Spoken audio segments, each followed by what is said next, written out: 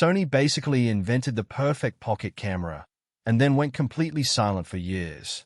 Now a single line in a government database might be the first real proof that silence is finally about to break. Welcome back to Tech Pulse. For a long time, if you wanted incredible photos without lugging around a heavy bag, the answer was simple. You bought an RX100. Small, fast, pocketable, loved by everyday shooters and used as a backup by working professionals. Every generation, Sony made it better. Faster autofocus, sharper lenses, better color processing, serious video packed into a tiny body. Nobody else could really keep up.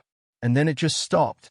The latest model came out years ago, and Sony hasn't said a word about a successor since. Here's what makes that genuinely strange, though: the old model still sells out. People still recommend it constantly. Prices haven't dropped because demand never actually went away.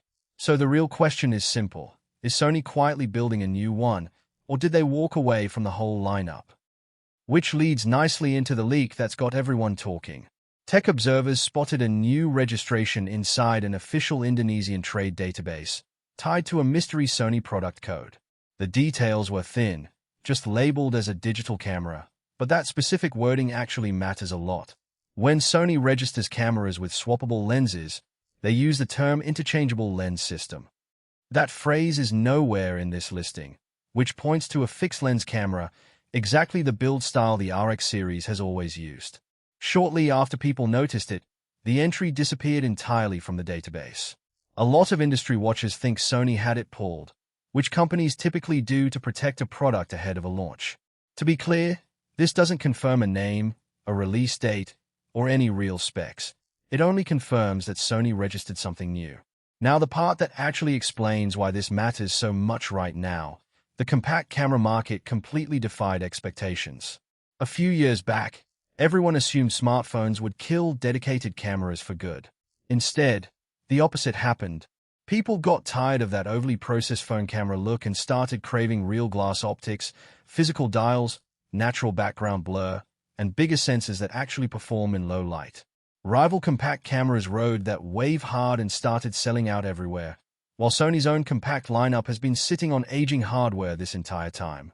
And that's not necessarily a red flag on its own. Sony has a track record of going long stretches, sometimes close to a decade, before dropping a true successor. They wait until the technology actually justifies a new body instead of rushing out minor updates. So if a new model is coming, here's what it realistically needs to actually compete today. First, USB-C. The current model still uses an outdated micro USB port, and switching over would make charging dramatically easier with standard power banks. Second, a proper hot shoe mount, since right now attaching a mic or light means bolting on bulky extra hardware. Third, real touchscreen menu navigation instead of touch being limited to just picking a focus point. On the autofocus side, Sony's newest AI tracking chips could bring instant eye tracking and reliable detection for people, pets, birds, and moving vehicles. And on the lens side, better glass coatings could cut down reflections and sharpen low-light detail, something true optical zoom will always beat digital cropping at. Of course, there's a real possibility this leak isn't even an RX100 successor at all.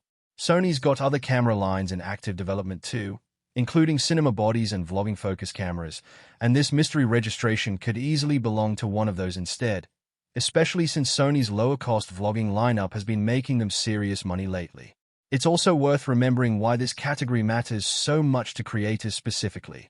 A few years ago, vloggers were hauling around full mirrorless setups, multiple lenses, separate mics, bulky gimbals. Now creator culture has shifted hard towards speed and discretion. Pull it out of your pocket, hit record, get cinematic results instantly. When Sony's ZV lineup launched, a lot of people assumed that was the end of the RX line entirely, since ZV cameras nailed what vloggers wanted with fully articulating screens and easy background blur.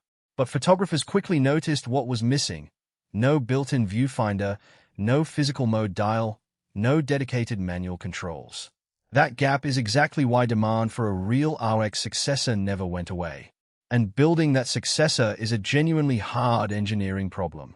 Packing a fast sensor, A powerful processor and high bitrate video into a pocket-sized shell creates serious heat management issues, which means Sony would need more efficient chips that run cooler. A modern stack sensor would help too, since faster readout speeds cut down on rolling shutter distortion during fast motion. And Sony's engineers would face a real trade-off on the lens itself.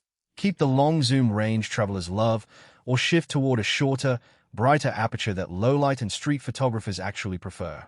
On the video side, staying competitive means 10-bit internal recording, flat color profiles for grading, and strong in-body stabilization to smooth out handheld jitter without needing a gimbal.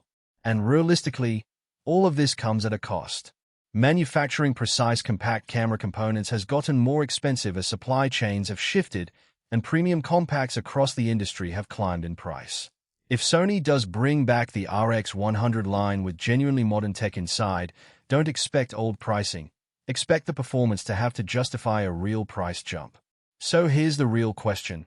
If Sony does confirm a new RX100 model, is a higher price worth it for you? Or would you rather they kept the line exactly as affordable as it's always been? Let me know down in the comments.